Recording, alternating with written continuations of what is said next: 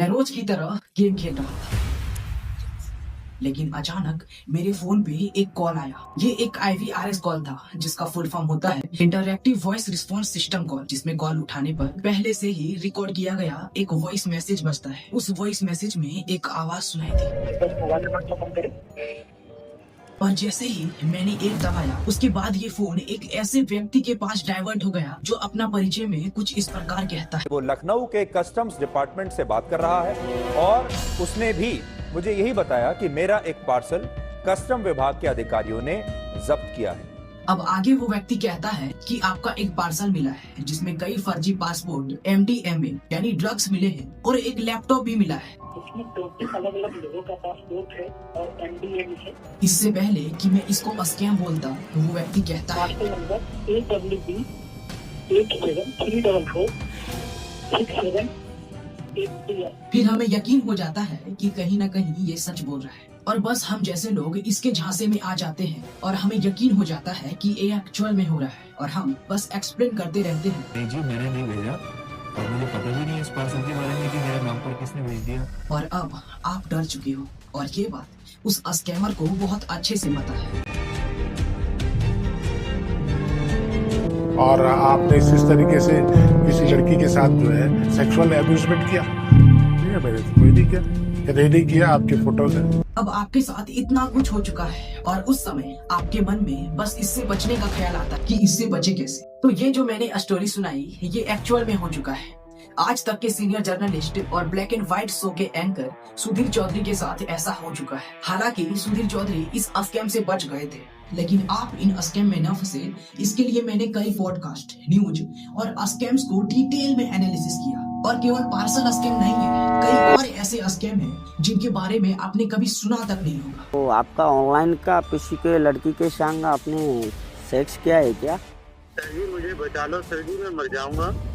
पहले 10 महीनों में अप्रैल 2024 से जनवरी 2025 तक 4245 करोड़ का फ्रॉड हुआ, और अब यह केवल 5 महीनों में 7000 करोड़ का स्कैम किया जा चुका है। मतलब आधे टाइम में लगभग 1.6 गुना ज्यादा स्कैम से लूटा जा रहा है। लेकिन जब मैं इस आंकड़े को देखा, इतने सारे लोग स्कैम में फंस गए हैं, लेकिन ऐसा कैसे पॉसिबल हो सकता है कि कोई आपसे स्कैम कर लेता है और आपको पता भी नहीं चलता। तो जब मैं स्कैम्स को पढ़ रहा था, तो मैंने 7 ऐसी चीजों को नोटिस किया जो लगभग हर स्कैम्स में पाए जाते हैं। यानी इन 7 टेक्निक्स की मदद से लगभग हर स्कैम्स को अंजाम दिया जाता है। पहला, ऑथोरिटी मिमिक्री। स्कैमर ने खुद को डिलीवरी अथॉरिटी बताया। बैकग्राउंड में ऑफिस साउंड और ऑफिशियल जगहों का यूज किया गया। इससे विक्टिम को लगा कि कॉल सच में एजेंसी से आ रही है। दूसरा, फेक डॉक्यूमेंट्स। कॉलर आईडी को ऐसा स्पूफ कर दिया गया कि स्क्रीन पर ऑफिशियल नंबर शो हो रहा था, और कई स्कैमर तो दूसरे का नंबर यूज कर लेते हैं। कुछ केसेस में fake arrest warrants, foreign supreme को एजेंसी लेटर भी दिखाए गए। तीसरा, पर्सनल डाटा। लीक्ड इन्फो का यूज करना। स्कैमर ने विक्टिम का नाम, सिटी और लास्ट 4 डिजिट जैसी छोटी पर्सनल डिटेल्स मेंशन की, जो अक्सर डाटा ब्रोकर्स या लीक्ड डाटा बेसिस से मिलती है। और इसका यूज मैं आपको जानता हूँ ऐसा फीलिंग क्रिएट करने के लिए किया जाता है। चौथा, अर्जेंसी प्लस फियर ट्रिगर्स। इन स्कैम्स में एक और कॉमन चीज कि अगर आप वेरीफाई नहीं करेंगे तो केस एस्केलेट हो जाएगा, पुलिस आएगी। ये fear plus time pressure immediately reaction करने के लिए फोर्स करता है। और ये कितना खतरनाक हो सकता है, इस बात से अंदाजा लगा सकते हो कि डिजिटल अरेस्ट के सारे स्कैम्स में इसका यूज पाया गया है। पांचवा, ओटीपी वेरिफिकेशन ट्रिक। पहले छोटी रिक्वेस्ट, सर बस ओटीपी वेरिफिकेशन दे दीजिए, और आप ओटीपी दे देते हो और स्कैमर तुरंत अकाउंट को एक्सेस ले लेता है। छठा, call centre. Human helps behind the scene. ये कोई एक आदमी का काम नहीं होता। Fake call centres, mule accounts और इनसाइडर की मदद से पैसे को रूट किया जाता है। और सातवां, एडवांस टेक।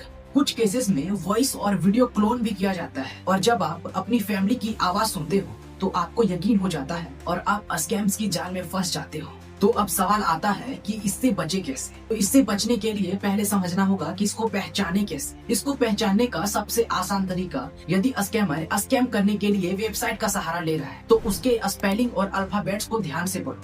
क्या ये सही है? स्कैमर अक्सर ट्रस्टेड कंपनी का कॉपी बनाते हैं, जैसे PayPal.com को paper1.com से बदल देते हैं, लेकिन आप चेक नहीं करते और आप फंस जाते हैं। एक्स्ट्रा वर्ड का यूज करते हैं, जैसे amazon-support.com या amazon.verify-payment.com। ऑफिशियल साइट्स आमतौर पे इतने कॉम्प्लेक्स डोमेन यूज नहीं करते। मुझे पता है आपके मन में अब भी डाउट है कि इसको कैसे पहचाने, इससे बचे कैसे। तो इससे बचने के लिए मैं आपको 2 चीजें रेफर करूंगा। पहला, क्या इसमें अर्जेंसी प्लस फेयर प्रेशर का यूज हुआ है, क्योंकि सारे स्कैम में इसका यूज पाया गया है। दूसरा, आप बस कॉन्फिडेंस के साथ बात कर, क्योंकि अक्सर स्कैमर आपसे बात करके आपके डिटेल्स जानकारी इकट्ठा करते हैं और उन्हीं से स्कैम को किया जाता है। और मुझे लगता है कॉन्फिडेंस से बात करने से ही इन स्कैम्स से बचा जा सकता है। मैंने जितने भी स्कैम्स को देखा उन सभी में ये कॉमन थी, जो लोग डर गए वो इन स्कैम्स में फंस गए और जो नहीं डरे वो इनसे बच गए। और स्कैम तभी होता है दोस्तों जब हम जल्दी में फैसला ले लेते हैं, और इसलिए आप रूल को आगे करो, कभी भी डर और लालच में क्लिक मत करो। अब आपसे एक सवाल, rbi.government.in या rbi-government.in दोनों में ट्रस्टेड वेबसाइट कौन है? अगर आपने ऑप्शन ए चुना तो कॉन्ग्रेचुलेसन, लेकिन अगर आपने ऑप्शन बी चुना तो आपको वीडियो फिर से देखने की जरूरत